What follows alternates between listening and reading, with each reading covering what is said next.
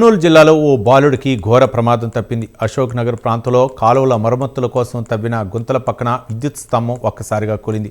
అదే సమయంలో అటుగా వెళ్తున్న బాలుడిపై పడబోయింది. గమనించిన స్థానికులు ఒక్కసారిగా అరవటంతో బాలుడు ఒక్క క్షణంలో మృత్యువును జయించాడు.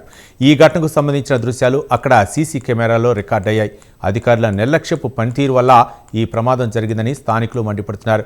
ముందు జాగ్రత్త చర్యలు లేకుండా జరుగుతున్న మరమ్మతుల వల్లే ప్రమాదం జరిగిందని స్థానికులు ఆగ్రహం వ్యక్తం చేస్తున్నారు.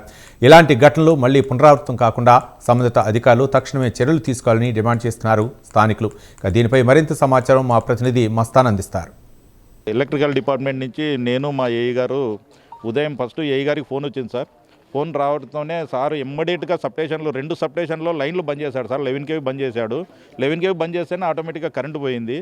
ఇమ్మీడియట్గా నాకు ఫోన్ చేశాడు. నేను ఇంకొక ఇద్దరు స్టాఫ్ ముగ్గురు కలిసి వచ్చి చూస్తే ఇక్కడ 2 స్తంభాలు పడిపోయినాయి సార్.